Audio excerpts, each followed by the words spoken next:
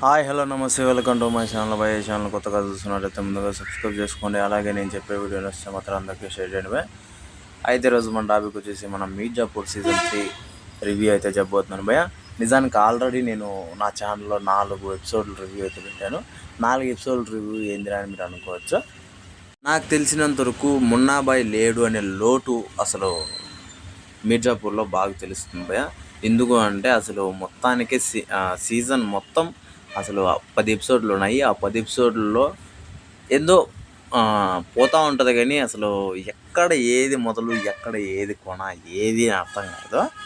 మనకు first season second season చూసుకుంటే అంటే వల్గర్ డైలాగులు ఎన్నున్నా కూడా కంటెంట్ కూడా అదే విధంగా పోతుంది. సేమ్ మున్నాబాయ్ యాటిట్యూడ్తో అసలు ఆ స్టోరీని హైట్ తీసుకొచ్చి లాస్ట్లో ఎండింగ్లో మున్నాబాయ్ అనేది చనిపోవడం అయితే జరుగుతుంది. ఇందులో అలా ఏముండదు. అసలు పోతుంటాడు గుండు గోలునైతే 6 ఎపిసోడ్లో అట్లా చంపేస్తారు. ఇక మొత్తానికి మెయిన్ హెడ్ మన మున్నాబాయ్ వాళ్ళ డాడీ ఆయనైతే ఇంకా మొత్తానికే వేస్ట్ క్యారెక్టర్ అన్నట్టే ఉంటుంది. అసలు ఏం సంబంధం లేదు ఈ సీజన్కి ఆయనకి అన్నట్టుగా ఉంటుంది.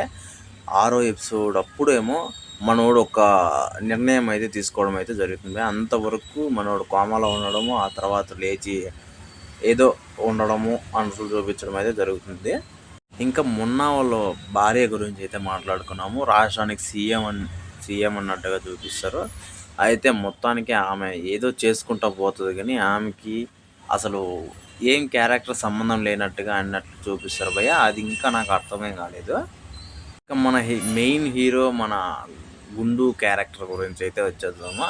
ఆ క్యారెక్టర్ ఎంత హై ఉన్నిందో అప్పుడు, అంటే మనకు ఆపోజిట్లో ఉన్నప్పుడు ఎంత హై ఉన్నిందో ఇప్పుడు అంత హై చూపిస్తారు, కానీ ఎక్కడో తేడా కొడుతుంది భయ్య. అది నిజంగా నాకు చాలా అనిపిస్తుంది ఆ తేడా అనేసి.